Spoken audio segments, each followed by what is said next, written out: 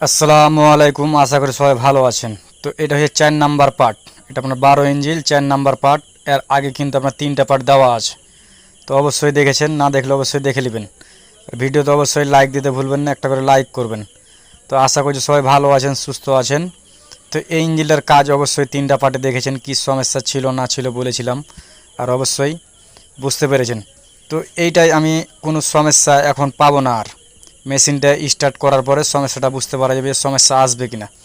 তো এই জায়গাটায় দেখেন একটা কথা, কি আপনার মেশিনের লোড কখন কম টানে, যখন আপনার লাইনার পিস্টন নষ্ট হয়ে যায় তখন কিন্তু ইঞ্জিনের লোড ধরবে না।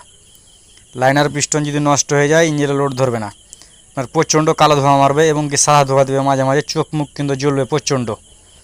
আর এগুলো মেশিন আপনার দেখেন চায়না মেশিন, জাপান মেশিন কিন্তু নাই, চায়না মেশিন। তো এইগুলোর কারণে কিন্তু মোবিলটা অনেক সময় নষ্ট হয়ে যায়। যেসব ভাইয়েরা কমেন্টে বলেন যে ভাই মোবিলটা বেশি দিন পাল্টা হয়নি, তারপরে মোবিল কিন্তু দাগ হয়ে যায়। তো অবশ্যই ইঞ্জিন গ্যাস করে, যার কারণে কিন্তু মোবিলটা কিন্তু নষ্ট হয়ে যায়। আর আরেকটা কথা, আপনার যে 20-24 যেগুলো মেশিন আছে, এগুলা মেশিনের কিন্তু হেড বসলেও কিন্তু মেশিনে স্টার্ট প্রবলেমটা আসে না। 20-24, 28-32 এগুলো হেডটা বসে গেলেও কিন্তু স্টার্টে প্রবলেমটা আসে না। কিন্তু দেখেন ভাই, স্টার্টে প্রবলেম আসে না ঠিক আছে, কিন্তু আপনার গাইডগুলো কিন্তু গজে যায়। তো গাইডগুলো গজে যাওয়ার কারণে আপনার অনেক রকম সমস্যা দেখা দেয়। কীরকম সমস্যা দেখেন, মেশিনে কিন্তু লোড ধরবে কম। আর যে ইঞ্জিনে ধোঁয়াটা মারবে, যে ধোঁয়াটা দিবে আপনার, সেই ধোঁয়াটা কিন্তু গাইডের ফাঁক দিয়ে কিন্তু ভিতরে পাস করবে। তো পাস করলে অটোমেটিক কিন্তু ইঞ্জিনের ভিতর কিন্তু ধোঁয়া হবে, মানে গ্যাস করবে। আর আরেক ভাই কমেন্ট করেছিলেন যে ভাই মেশিন স্টার্ট হয় সমস্যা হয় না। তো সে ভাইয়ের নামটা আমি সঠিক বলতে পারছি না, মানে মনে নাই। তো বলেছিল যে ভাই মেশিন স্টার্ট হয়, সমস্যা আসে না। কিন্তু একটাই কি হয়, যে আপনার সকালবেলা যখন মেশিনটা স্টার্ট দিয়ে দিই, তখন এয়ার ক্লিনার গোড়ালিটা কিন্তু ঠান্ডা থাকে। এয়ার ক্লিনার গোড়ালি ঠান্ডা থাকে, কেননা সারা রাত মেশিনটা বন্ধ ছিল, আপনার ঠান্ডা তো থাকবেই। আর ভাই বলে যে ভাই 1-8 ঘন্টা চালার পর মেশিনটা যখন বন্ধ করে দিই, যে এয়ার ক্লিনার গোড়ালিটা আছে আপনার, চাবিটা যেটা ধরেন, সেই চাবিটার যেটা এয়ার ক্লিনার গোড়ালি আছে, এই গোড়ালিটা কিন্তু আপনার অনেকটা হিট হয়ে যায়। তো দেখেন ভাই, এখানে একটা সমস্যা আছে আপনার, কি আপনি কত মেশিনের জন্য কমেন্ট করেছিলেন সেটা আমি বলতে পারছি না, বুঝতে পারছেন কি না। তো এইখানে আপনার 20-24 হলে আপনার হেড যদি লিক করে, হেড লিক করলে কিন্তু আপনার এয়ার ক্লিনার গোড়ালি দিয়ে কিন্তু আপনার যে হিটটা হয়, যে বাতাসটা বের হয়, আপনার এয়ার ক্লিনারের আপনার কাজ হচ্ছে বাতাস দেওয়া, বাতাস বাইরে নিয়ে আসা নয়। আর স্যালেন্সারের কাজ হচ্ছে বাতাস ছাড়া। তো দেখেন যখন হেডটা যখন লিক করে, তখন আপনার হয় কি, বাতাসটা কিন্তু গরম বাতাসটা কিন্তু অর্ধেক কিন্তু আপনার বেরিয়ে যায় এয়ার ক্লিনার দিয়ে। তো যে ঠান্ডা যেটা আবহাওয়া যেটা যায় ভিতরে, সেই আবহাওয়াটা কিন্তু যায়।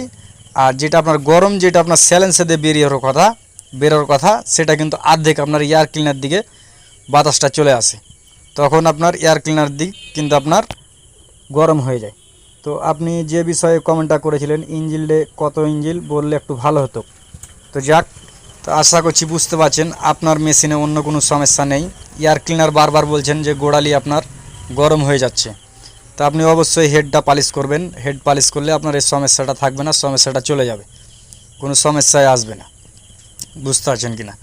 আর আরেক ভাই বলছিলেন ভাই তেল ফাংশানের ব্যাপারটা একটু মিলানোর ব্যাপারটা একটু দেখিয়ে দিবেন। দেখেন ভাই, এখন একটু কাজকাম ঢিল, কাজকামের সময় আসুক তখন অবশ্যই ভিডিও পাবেন আপনি।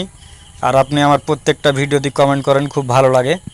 আশা করছি এগুলো তো কমেন্ট করবেন এবং কি সাথে থাকবেন, তো অবশ্যই ভিডিও পাবেন। তো এইটা দেখছেন আপনার, এখানে বাটি কিন্তু ফিটিং করে দিয়েছি, silencer air cleaner nozzle body আমরা লাগিয়ে দেবো। তার আগে যেটা বলি, এই মেশিনের সমস্যাটা হয়েছিল কি, আপনার মেশিনটায় কিন্তু লোড টানছিল না, মেশিনটায় আপনার লোড টানছিল না, অতিরিক্ত কালো ধোঁয়া দিচ্ছিল এবং লোড ধরছিল না। তো এই কারণগুলো কি কি কারণে এসেছিলো অবশ্যই এর আগের ভিডিওতে দেখেছি, তো আমি আরেকবার বলে দিচ্ছি আপনাকে। তো এই মেশিনের সমস্যাটা হয়েছিল আপনার লাইনার পিস্টন নষ্ট হয়ে গেছিলো। লাইনার পিস্টন নষ্ট হওয়ার কারণে যতটুকু লোডের দরকার, কম্প্রেশনের দরকার, ততটুকু কিন্তু দিতে পারছিল না, যার কারণে সমস্যাটা আসছিল। আর আরেকটা বিষয় বলি আমি, তেল ফাংশনের ব্যাপারটা। এর আগে হয়তো দেখেছেন দুইটা, এগুলা মেশিনে কিন্তু আপনার 4টা ফুটা থাকে, অরিজিনাল নজেলে 5টা ফুটা থাকে। আর আপনার যেগুলো লাগায় এগুলোতে 4টা ফুটা, 5 ফুটারও নজেল পাওয়া যায়, এগুলো লাগালেও হয়।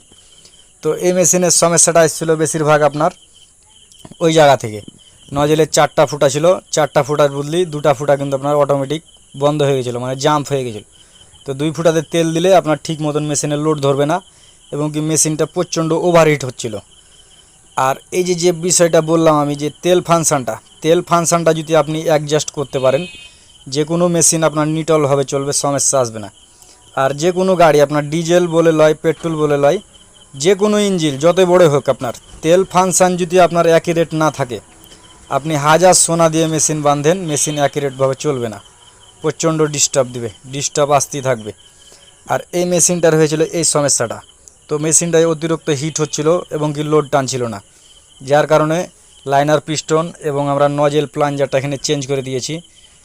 আর আপনার যেটা এয়ার ক্লিনার যখন ফিটিং দিবেন, অবশ্যই সাফাই করে এয়ার ক্লিনারটা ভালোভাবে ফিটিং দিবেন, খুব ভালো হয়। কেননা কত সময় এয়ার ক্লিনার জাম্প হয়ে যায়, হাজার এদিক ওদিক আপনার লাড়াচড়া করে, কিন্তু কাজ হয় না। এখন দেখেন একটু বাতাসের দরকার, যতটুকু হয় ততটুকু কিন্তু দেওয়া লাগবে।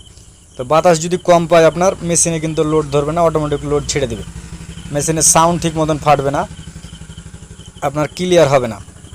তো এই যে এই মেশিনের ভিডিওটা অবশ্যই দেখলেন, এর আগে দেখেছেন।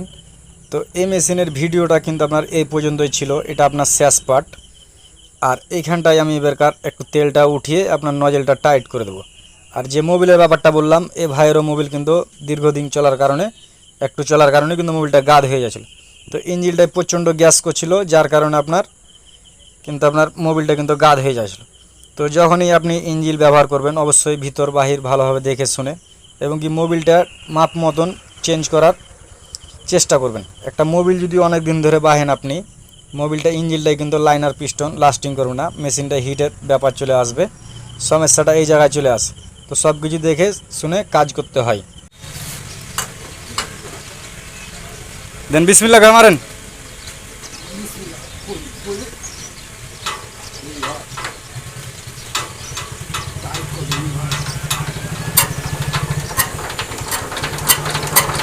ছাড়েন, অত ভালো লাগবে না, আর কমান।